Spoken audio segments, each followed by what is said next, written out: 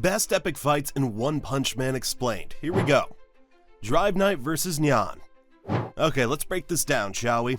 Nyan, the literal monster who just won't stay down, gets a little extra attention when it pops up from a pile of rubble, because of course, it's not done yet. Loading Wagenma probably didn't expect this little surprise. Nyan, like a freaking cockroach that you can't kill, takes out Fudoshi in a flash and is ready to make an example out of Wagenma's boy. But wait, enter Drive Knight, looking like a dark knight of vengeance with a high-speed move that separates Nyan from the kid like a well-timed punchline. The question on Nyan's mind, who the heck is this guy? But Drive Knight ain't saying a word. No, he's already in motion, charging at Nyan like he's got a score to settle. And trust me, he does. Drive Knight activates his tactical transformation, Chariot, and we're talking high-speed, gas-trenched action. He goes full throttle at Nyan, trying to play it smart with an anesthetic gas to immobilize the beast. But Nyan's not having it, evading it like an expert. Drive Knight doesn't stop there though. He launches his bike at the monster, only for Nyan to slip into a crack like some kind of living shadow. But Drive Knight, he's one step ahead, deploying a solvent to force Nyan back to the surface like a cockroach in a raid. Then missiles. Yup, he fires them off like he's in a video game, but Nyan dodges it like a pro. Nyan makes a move to attack and Drive Knight switches gears, literally. Tactical transformation night mode. One kick and boom! Nyan's up in the air. But it's clear this isn't just a fight anymore. It's to show who's got the bigger guns. But here's the kicker. Drive Knight's initial plan is just to sedate Nyan? Yeah, that's out the window. Now it's personal. He switched modes again. Tactical transformation flying chariot. And now he's above Nyan, ready to go full beast mode. He transforms into Bishop and drops Nyan straight into the ground with one powerful punch. But Nyan's got tricks up its sleeve. And this monster's not done. It slips inside Drive Knight's suit like a creepy parasite, starting to shred it from the inside out with some feline retribution. It's all out chaos at this point. What does Drive Knight do? He goes full on desperate, reverting to his original form to save his hide, forcing Nyan out and keeping that suit intact. And now Nyan's pissed. It unleashes a fury of flying slashes, causing some collateral damage in the process, buildings just crumbling like paper. But Drive Knight, he's still standing strong, armor intact, shrugging off the storm. Then it gets even crazier. Nyan gets in again, taking the fight to the inside of Drive Knight's body, slicing him from every angle. This is some serious inside-out warfare. Nyan's loving it, taunting the hero. But Drive Knight's got a secret weapon. He cranks up the temperature inside his suit to an insane level, enough to force Nyan out. And with that opening, he traps the monster in a chokehold, stabs it with silver from behind, and then boom, incinerates it into oblivion. Drive Knight walks away, holding Nyan's charred remains like a trophy, and with a victorious nod, he heads towards Sitkengar. Nyan, yeah, gets locked away in an Iron Maiden. Game over, monster. Game over. Number 2, Flashy Flash vs. Hellfire and Gale. Alright, Flashy Flash vs. Hellfire and Gale. This showdown is straight out of an action blockbuster. Picture this, Flashy Flash, our ultra-slick, ultra-fast S-class hero, is just minding his own business in the Monster Association's maze-like corridors, dusting off random monsters who thought they had speed. Enter Hellfire Flame, with his fiery sword lighting up the hallway like he's announcing the grand finale, and Galewind, who starts applauding Flashy Flash's speed with an almost sinister grin. They're not here to exchange pleasantries. Galewind dodges Flash's first attack like it's nothing, and just like that, it's game on. Gale leaps up, brimming with excitement, taunting Flash about how beating him would make their victory even sweeter. Flash swings at Hellfire, but it's parried. Classic ninja back and forth, with moves so fast he needs slow-mo to keep up. Just as Flash tries his Windblade kick, Hellfire ducks, nearly catching Flash off guard. Quick as lightning, Flash jumps to the ceiling, only to find, plot twist, Gale had rigged it with steel wires. Flash narrowly dodges, but Gale's mocking commentary about heroes acting alone hits just as hard. They're in his head, pushing him. Flash then realizes these aren't just any monsters. They're ninja assassins from his own village, here to bring him down. Cue dramatic background music as Gale flips a massive stone, revealing a ravine with a waterfall and a narrow bridge. Now this isn't just a fight, it's an epic setting. Steel wires, rapid slashes, and ninja taunts, all happening mid-air, across water, and now on that narrow bridge.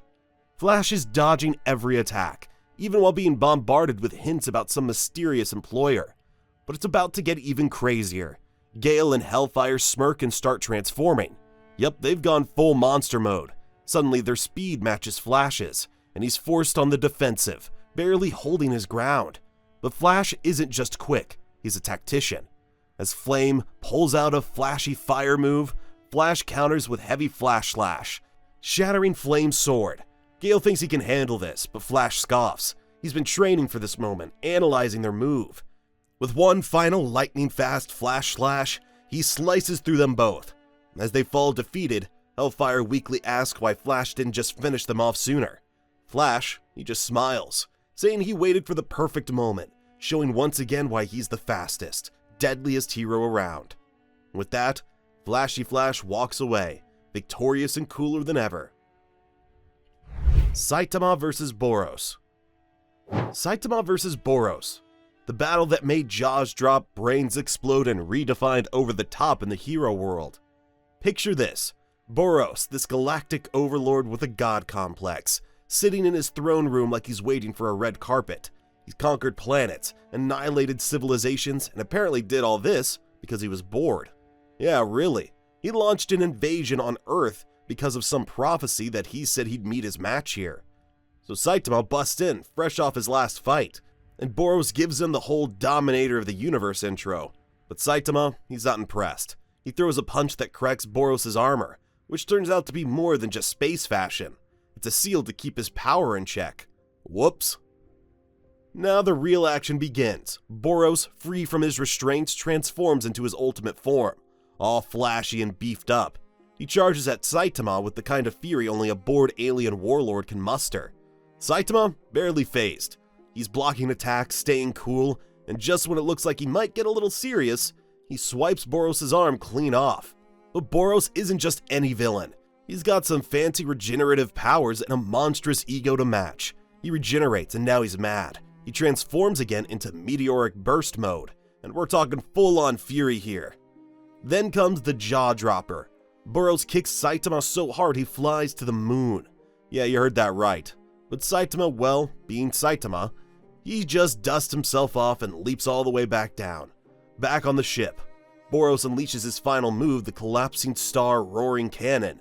A blast meant to obliterate everything. But Saitama's got his own trump card. Serious series, serious punch. In one single punch, he nullifies Boros' galaxy-ending attack, and the shockwave from the punch is so intense, it parts clouds around the globe. That's right, he's parting skies like it's no big deal. And Boros, left lying in his own ship, gasping out his final words, realizing that Saitama wasn't even trying. Epic isn't even the word. It was Saitama just being Saitama. Tatsumaki vs. Psychos. The ultimate battle between psychic powerhouses. On one side, you got Tatsumaki, the no-nonsense, take-no-prisoners S-class hero. And on the other, Psychos, the sinister mastermind pulling the strings for the Monster Association. But let's rewind to where it all started. So Gyoro, the big brain monster chilling on its throne, sees Tatsumaki roll up and throws out some real villain vibes, acting all smug. Tatsumaki's not here for a chat though. She calls out Gyoro, mocking its failure to protect the monster elites. That's when Gyoro goes, "Oh, so you think you're tough? Let's see how you handle this." And he slams down a mountain of rocks, attempting to turn Tatsumaki into a pancake. But our girl just laughs it off like, nice try. Now the real brawl kicks off. Gyoro amps up, turning into a massive mini-eyed monster, throwing gravity waves like it's nobody's business. Tatsumaki barely flinches. She brushes off the waves like they're a morning stretch and starts ripping Gyoro apart, literally tearing limbs off left and right. Gyoro's bleeding out, begging for mercy, but Tatsumaki knows the truth. She's just fighting the puppet. She senses there's someone else pulling the strings and vows to hunt them down. Enter Psychos, the true psychic lurking deep underground, thinking she's safe. Psycho starts plotting, convinced she's got everything under control, planning to send her cadres after Tatsumaki.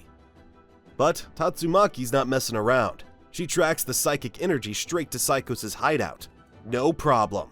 Saikos freaks out, realizing that her little hiding game is over. So here's the real question. Who's the baddest psychic in town?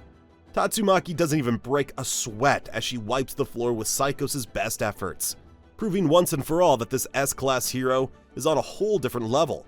It's game over for Saikos, and she's left with nothing but a shattered pride and a new fear of the unstoppable Tatsumaki.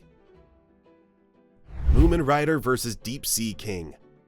It starts with Genos, our cyborg hero, going full tilt to protect a little girl from the Deep Sea King's acid assault.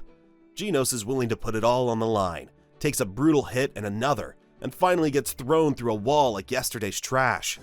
He's barely hanging on, with Deep Sea King sneering down at him. The monster isn't impressed, saying Genos' few scratches barely made a dent and healed instantly. But just as things look grim, in rides our guy Moomin Rider. And let's be clear, Moomin Rider doesn't have fancy tech or massive muscles. He's armed with a bike helmet and a sheer will to fight. He charges in with his Justice Crash, slamming right into Deep Sea King with everything he's got. The result? Well, it's not exactly devastating. Deep Sea King looks more annoyed than hurt, brushing off the attack like it's a fly. But Moomin Rider won't stop. He goes in for a punch, but Deep Sea King grabs his arm like it's nothing, and then bam, slams him to the ground repeatedly before flinging him into the air. For most heroes, that would be game over. But Moomin Rider's got spirit. Even while battered and bruised, he doesn't give up. As the crowd cheers him on, he declares he's not backing down, even if he's got no chance of winning. Fueled by the cheers, he rallies with a Justice Tackle. That, still doesn't do much. Deep Sea King's had enough. He shifts into an even deadlier form and swats Moomin Rider away like a mosquito. Ouch. But before he can crush Moomin completely, Saitama arrives, catching Moomin Rider midair like the true hero he is. Saitama praises Moomin Rider's bravery, calling him a hero in every sense. And then you know what's next? Saitama steps in to show Deep Sea King what a real knockout punch looks like. Afterward, Moomin Rider and Saitama grab a bite, with Moomin even covering the bill as thanks. Saitama vs. Garou. After taking down Sage Centipede, Garou stands alone, surveying the battlefield for any remaining S-class heroes. Seeing none, he assumes they've all been defeated, and a thrilling thought strikes him. Now is the time to fulfill his ultimate goal of becoming the absolute evil. Yet a flash of anxiety unsettles him. As he briefly wonders about Evil Ocean Water's fate, suddenly a voice cuts through the silence, and Saitama appears, asking bluntly what Garou's supposed to be. Garou, not recognizing him, proudly declares that he's a monster destined to bring humanity to despair, an embodiment of absolute evil. Saitama looks puzzled, questioning Garou's claim to evil. He mentions that he even saw Garou save a helicopter from Sage Centipede. Garou quickly explains it away. He needs witnesses, after all, to spread fear. For him, absolute evil means unmatched strength that goes beyond heroes and monsters alike.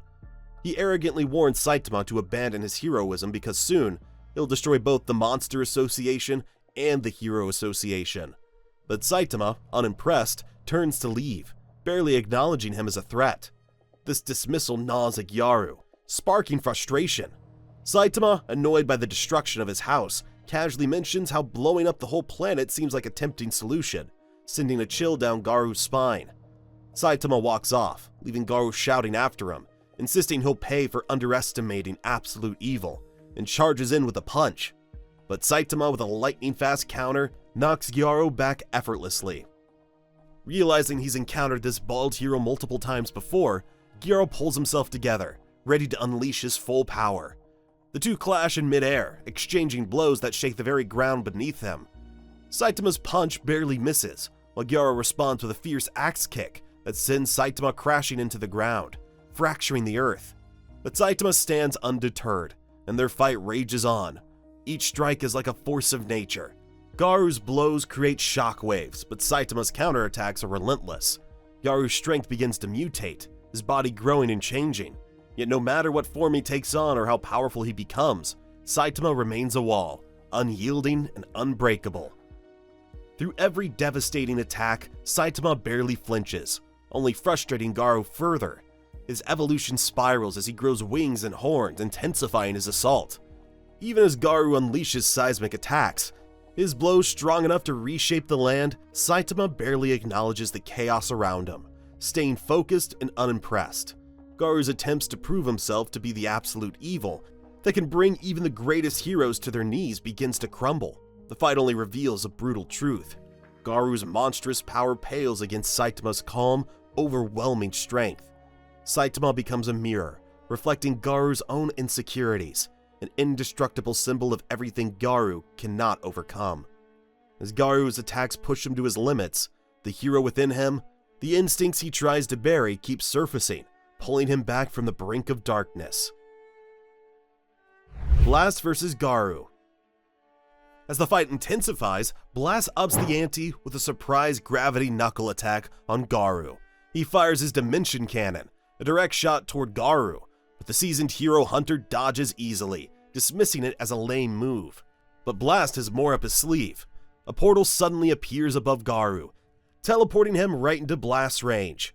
Without missing a beat, Blast delivers a fierce gravity knuckle punch straight to Garou's face, forcing him to let go of Genos. Blast keeps up the pressure, summoning portal after portal to control Garou's position, redirecting his trajectory each time with relentless blows to the face. Garou is effectively caught in a whirlwind of attacks, each portal placing him in Blast's path for yet another punch. But Blast's plans goes even further. He attempts to trap Garou in another dimension, sealing the portals to contain him. However, Garou's adaptive nature shines through as he manages to replicate Blast's dimensional powers, escaping with his own portal. Now armed with both Gravity Knuckle and Nuclear Fission, Garou unleashes his own attack, Nuclear Fission, Gravity Knuckle, a brutal combination of their abilities. Garou's new attack pushes Blast into a defensive stance. He rapidly opens teleportation rings to deflect Garou's attacks, redirecting the blast away from the ground below. Above them, a massive singularity forms from the sheer force of Garou's attack, absorbing explosions from his nuclear fission energy before dissipating. The powerful exchange sends both fighters flying back as Brutal's portal dissipates, breaking the flow of their attacks. Watching Garou adapt so quickly, Blast begins to worry.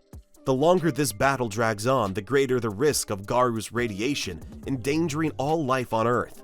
Still, Garou acknowledges Blast's strength, but dismisses him in favor of facing Saitama, setting his sights on the ultimate showdown.